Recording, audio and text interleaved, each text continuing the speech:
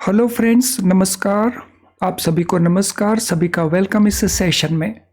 Friends, reserve bank of India ने MSME micro small and medium enterprise इसकी classification के जो रूल्स हैं, तो रिसेंटली उन रूल्स में बड़े बदलाव किए हैं। तो ये कौन कौन से बड़े बदलाव हैं, पहले पोजीशन क्या थी और अब पोजीशन क्या चेंज हुई, तो इस सेशन में हम इसी को अंडरस्टैंड करेंगे। तो कुल मिला के बहुत इंपॉर्टेंट सेशन बनने वाला है, तो let us see all that.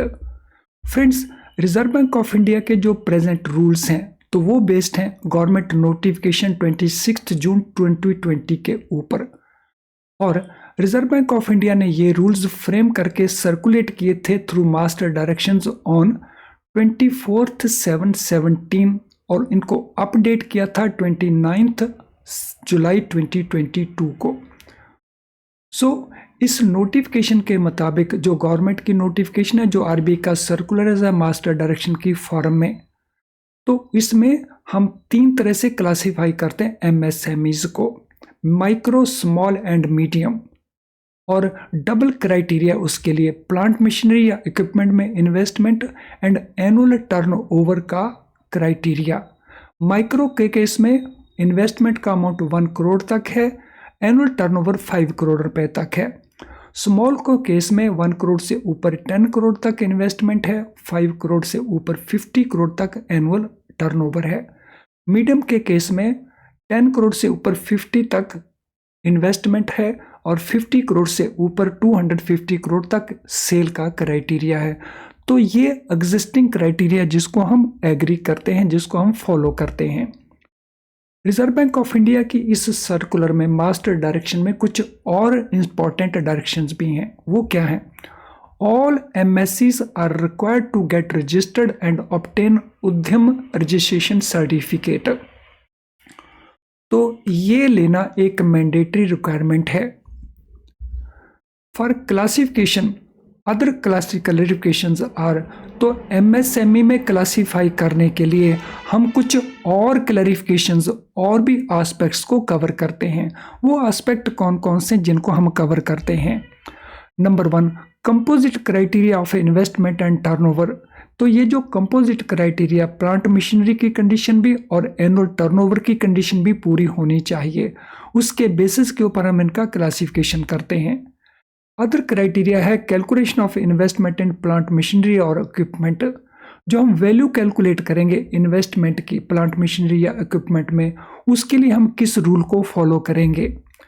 Calculation of turnover. So annual turnover को कैलकुलेट करने के लिए कुछ क्राइटेरिया हैं, कुछ कंडीशंस हैं जिनको फॉलो करना होगा। Classification in case of upward और डाउनवर्ड माइग्रेशन।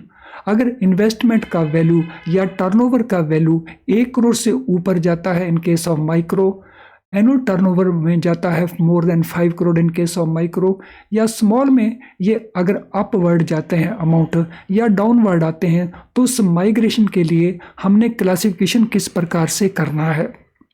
यानी हम केवल इन वैल्यूज को नहीं देखते, साथ में इन रूल्स को भी फॉलो करते हैं। अब रिजर्व बैंक ऑफ इंडिया ने हमारे काम को आसान कर दिया है।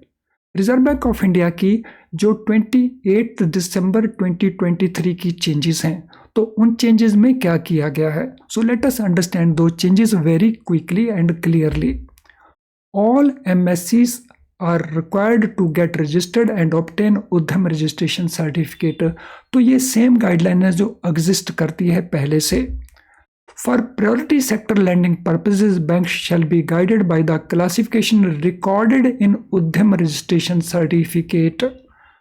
तो यहाँ पे हमारे काम को आसान कर दिया है। प्रायोरिटी सेक्टर लैंडिंग पर्पस के लिए जब हम क्लासिफिकेशन करेंगे तो हम अपने लेवल के ऊपर कुछ नहीं करेंगे। What we have to do simply, तो हम क्लासिफिकेशन देखेंगे जो इस उद्यम रजिस्ट्रेशन सर्टिफिकेट में क्लासिफिकेशन है। तो दिस इज इम्पॉर्टेंट चेंज जो रिजर्व बैंक ऑफ इंडिया ने किया है। तो चेंज क्या है? तो इस पार्ट को रिप्लेस कर दिया है इस पार्ट ने, और इसमें एडिशन क्या हो गया है कि अब क्लासिफिकेशन हमें देखने की जरूरत नहीं। जो उद्यम रजिस्ट्रेशन सर्टिफिकेट में क्लासिफिकेशन रहेगा, उसी क्लासिफिकेशन को हम प्रायोरिटी सेक्टर पर्पस के लिए यूज करेंगे। और उसके लिए फर्दर क्या किया है, जितनी भी ये क्लैरिफिकेशंस थी जिनके बेसिस के ऊपर हम फाइनली डिस्कस करते थे, डिटरमिन करते थे, तो ये सारी की सारी जो क्लैरिफिकेशंस हैं, ये जो 4 एस्पेक्ट हैं, ये सारे के सारे रिजर्व बैंक ऑफ इंडिया ने अपनी मास्टर डायरेक्शन से डिलीट कर दिए हैं। तो दिस मीन नाउ हमें इन एस्पेक्ट्स को देखने की जरूरत नहीं, वी विल सिंपली फॉलो उद्यम रजिस्ट्रेशन सर्टिफिकेट क्लासिफिकेशन। तो हमारे काम को रिजर्व बैंक ऑफ इंडिया ने काफ़ी आसान कर दिया है। This is important change. Friends, I am sure ये वीडियो लेसन आपको यूज़फुल लगा होगा। अगर ऐसा है तो इसको लाइक करने में संकोच ना करें, क्योंकि आपके लाइक करने का मीनिंग है कि YouTube इस वीडियो को और बहुत सारे स्टूडेंट तक पहुंचाने की कोशिश करेगा, जिससे और बहुत सारे बैंकर्स को ये इन्फॉर्मेशन मिलेगी। इसके सेशन के लिंक को आप शेयर कर सकते हैं अपने किसी भी सोशल मीडिया अकाउंट के अंदर। चैनल हमारा अगर आपने सब्सक्राइब नहीं किया तो इस प्रकार के इंपॉर्टेंट वीडियोस आप मिस कर रहे होंगे, तो वो वीडियोस आप मिस ना करें, इसके लिए चैनल को सब्सक्राइब कर लें और वो भी बेल आइकन के साथ, सो दैट हमारे सारे नोटिफिकेशन आपको ऑन टाइम मिलते रहें। तो फ्रेंड्स, इस वीडियो को वॉच करने के लिए, अपने टाइम को स्पेंड करने के लिए आपका बहुत बहुत धन्यवाद। So thank you very much and all the very best to you.